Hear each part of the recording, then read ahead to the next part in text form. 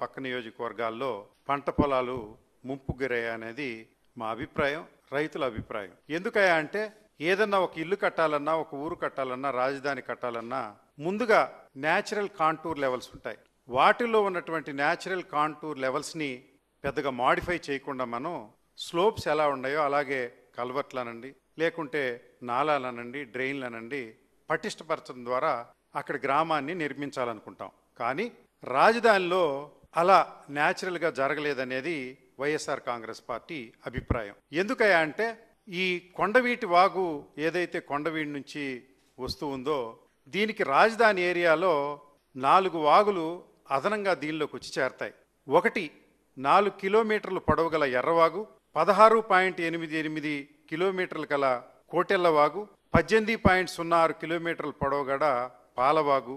కొట్టెల్లవాగు కొండవీటి వాగులో కలిసే ముందు తనలో 0.41 కిలోమీటర్ల పొడవు గల అయ్యన్న వాగును కూడా కొండవీటి వాగు కలుపుకుంటుందని ఇరిగేషన్ మంత్రి, పాత ఇరిగేషన్ మంత్రి గారు గతంలో పంప్ హౌస్ నిర్మాణం అప్పుడు వారి నివేదికలోనే తెలియజేశారు.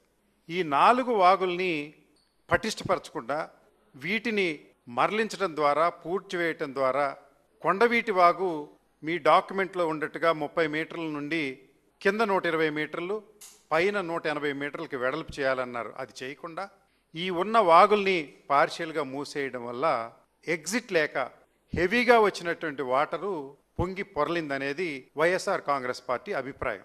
ఇది వాస్తవం కూడా. క్యాచ్మెంట్ ఏరియా ఎక్కువ ఉంది, నాలాలు తరిగిపోయాయి, కొండవీటి వాగు సైజు పెరగలేదు కనుక ఉధృతంగా వాటర్ వచ్చింది. ఈ వాటరు ప్రభుత్వం చెప్పేదాని ప్రకారంగా పంపులతోటి కృష్ణానదిలో తోడామని, అదేవిధంగా డౌన్లో ఉన్నటువంటి కృష్ణా వెస్ట్రన్ డెల్టా కెనాల్లో కొంత తోడామని చెబుతూ ఉన్నారు. అయినప్పటికీ కూడా కాజా టోల్వే దగ్గర మనిషెత్తి నీరు వచ్చింది. గత 40-50 సంవత్సరాలు ఎప్పుడు రాలేదు అక్కడ. ఆ పక్కన ఉన్నటువంటి బహుళ అంతస్తుల భవనాలు 2 సెల్లార్లు, స్టిల్ట్ ఫ్లోర్లు మునిగి కాంపౌండ్ వాల్ కూకటి వేళ్లతో లేచిపోయింది. ఈ పరిస్థితి వీటికి దగ్గరున్నటువంటి పాలవాగో కొట్టేళ్ళవాగో పార్షియల్గా డైవర్ట్ చేయటం వల్ల, ముయ్యడం వల్ల ఆ వాటర్ కొండవీటి వాగు తీసుకోలేక అది ఈ రోడ్డు పొంగింది. అది నంబూరు గ్రామంలో పడి నంబూరు పొలాల్ని కొంతమేరకు ముంచింది. మూడవది, ఈ రోజున రాష్ట్ర మంత్రివర్యులు నారాయణ గారు వారే ఒప్పుకున్నారు.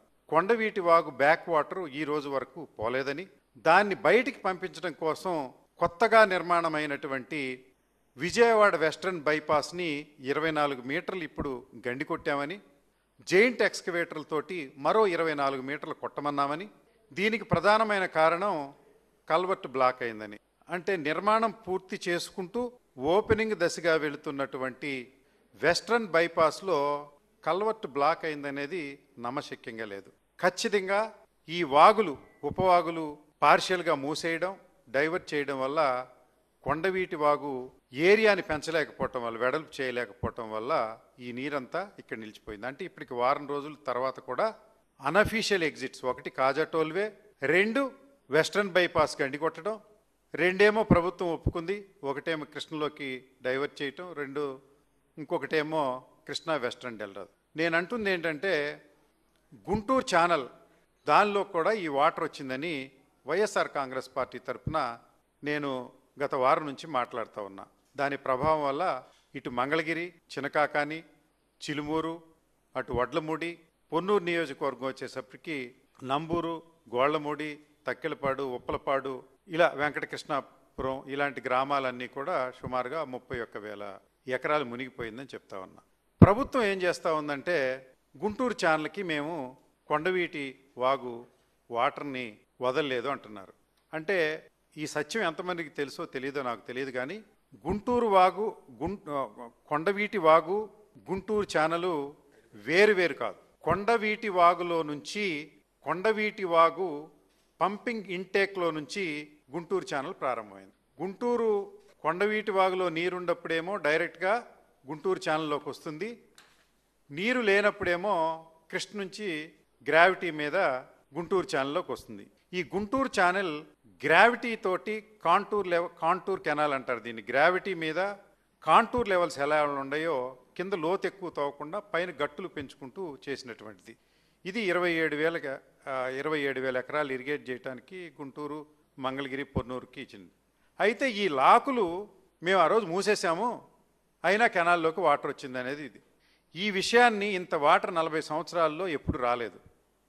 ఇంత వాటరు వచ్చి పొలాలు ముంచేసిందంటే నేనంటే దాన్ని తీసుకువెళ్ళి మరి తాడేపల్లిలో అవినాష్ అనే అసిస్టెంట్ ఎగ్జిక్యూటివ్ ఇంజనీర్ గారు ఒక కంప్లైంట్ ఇచ్చి నా మీద కేసు ఫైల్ చేశారు. నేను అంటుంది ఏంటంటే ఇప్పటికీ అఫీషియల్గా అనఫీషియల్గా 5 ఎగ్జిట్లలో నుంచి కొండవీటి వాగు ప్రవహించింది, అయినా ఇంకా నీరు పోలా. లేదంటే వాళ్ళు గండి కొడుతున్నారు కనుక అదే ఉదాహరణ. సో మీరు గుంటూరు ఛానల్లోకి వచ్చినటువంటి వాటరు కొండవీటి వాగర్ అనే దానిలో వేరే అభిప్రాయం లేదు. నా అభిప్రాయం అదే, ప్రజల అభిప్రాయం అదే, రైతుల అభిప్రాయం అదే. మీరు ఇలా కేసులు పెట్టి భయపెట్టాలనుకోవడం సరైనటువంటి విషయం కాదు.